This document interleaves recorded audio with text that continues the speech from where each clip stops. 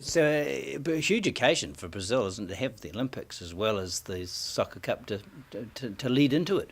Yeah, and you can see why there's all these protests over there about priorities, like do we want to bankrupt our country so that we can hold these two super major sports events, or do we care a bit about poverty and eradicating drug problems and so on?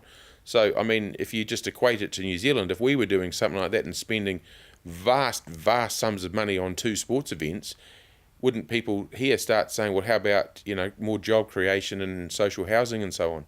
It did surprise me that they got both. I would have thought when they were making the decision about one or the other, they would say, well, maybe it's actually too much for them to cope with. Maybe the Olympic Committee, the IOC, thought that if they hold the football tournament first, that would at least guarantee there's some stadiums available, and that's a flying start in a country that might struggle to do it otherwise. And we do want to bring the Olympics to South America, and this might be the best chance. Well, Mexico the last time would have been, and that's Central America. It's not really South America, is it? No, and that was not a successful Olympics really because it was at altitude and there were huge problems, people almost dying and so on. So, there was student riots before it in which a lot of people were killed. So it wasn't a totally successful Olympics. So they need this one to work well. So you're looking forward to the Football World Cup? Will you follow that closely? Because we'll get mass coverage as usual, and when that starts, you do tend to get into it, don't you? Oh, it's fantastic. It's the best sports event you'd see, isn't it? And it goes on for quite a while. And as you say, it's like a horse race. You're a jockey. You get on one team and see how it goes. It's great, and lots of different styles from different continents. It's truly global. So yeah, I'm really looking forward to it. I wish New Zealand had a team there. Let's just go back to the Olympics for a minute. I was thinking about golf coming back, ludicrous as it is.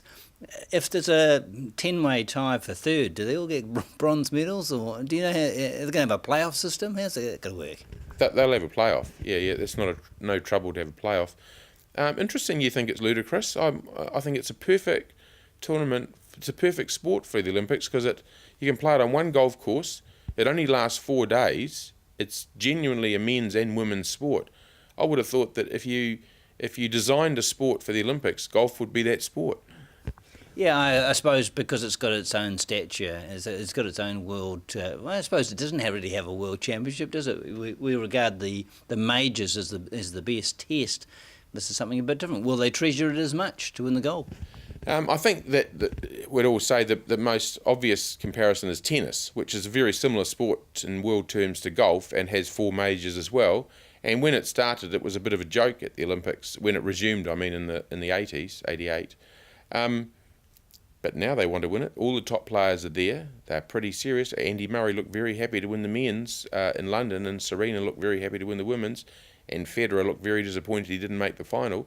So I think an Olympic gold, I'm not saying it means more than a Grand Slam or a major, but it means a lot to them, much more than any other tournament they'd win, and I think its stature is increasing. So I don't mind those sports being at the Olympics. I'd rather them than football, which to me is a joke at the Olympics, being almost entirely under 24.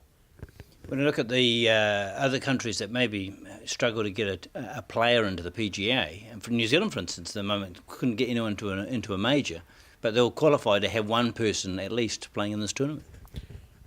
Yeah, I think they will, won't they? I mean, that doesn't always happen at the moment with tennis. You still have to have A ranking. You've got to have a decent ranking, but obviously the criteria are lower than for getting into a Grand Slam or a major. Plus the strong countries only get to put one in, so that takes out a lot of players, doesn't it? Yeah, well, if you look at the women's in the golf, that'll mean that there won't be 17 South Koreans and 17 Americans and nobody else. So it'll be a more interesting tournament because of that. Just our South Korean. Yeah, that's right. She's going okay. She was going well and had a win since we last spoke, and that because I thought she was under an awful lot of pressure. Every time we turned the TV on, they're telling me that she was the greatest golfer New Zealand's ever had, and hadn't actually won something, but she has now. Yeah, she's won a tournament. She hasn't won a major or anything. I mean, Grant Waite won a tournament, and John Lister won a couple of tournaments. Tautarangi won a tournament, and so she's done that on the women's tour.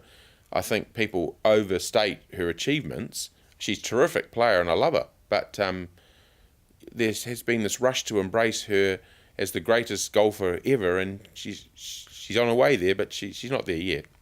I did enjoy, also since we last spoke, Bubba Watson winning the first major, because he's so uncoached. That's what I like about it. It's just an all-natural talent.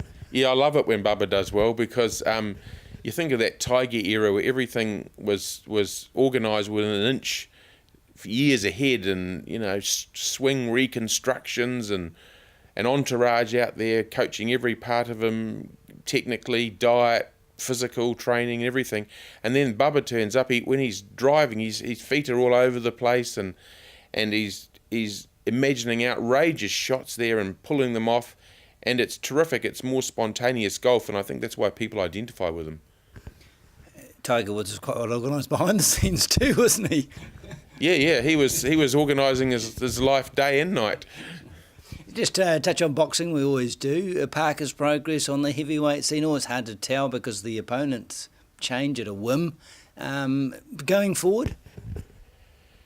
Well, he's got Kevin Barry training him. That's good. And Barry has good connections in the States now, so that's helpful. That's very good. It's better than Bob Jones trying to manage him from New Zealand and not being connected at all with world boxing. So I think that's a plus. And he hasn't lost, but then he hasn't fought anyone really good yet either. You got to build up. Early days, and I suppose every country thinks they've got young boxers of potential. It's quite difficult to convert it into something more than that, but he hasn't done anything wrong yet. And he seems to be getting on the right cards with decent main fights, and that must indicate that you're on the right path at least. Yeah, partly, and I think it also indicates that Kevin Barry has a good in as well. He's well respected over there, having produced one boxer already who's fought for a world title. So I think that, Parker, possibly they like the look of him, or he's a bit unusual because he's from New Zealand, but I think a lot of it is connections, and you'd have to give Barry a pat on the back for that. I always have a bit of a laugh about boxing, though. They traiped the Sherman guy around, Parker's opponent. I even did a publicity. It was great. They did a great tour, and then suddenly, unavailable, someone else is in, no explanation. Yeah, and the Colonel Bob Sheridan, the commentator, they bring him out to say how great our boxer is, even though he's boxing a nobody and it doesn't matter. It's all hype. You really have to close your ears to it all and just look and decide what you're seeing yourself without listening to, because everybody in boxing's got their hand out and there's a kickback everywhere.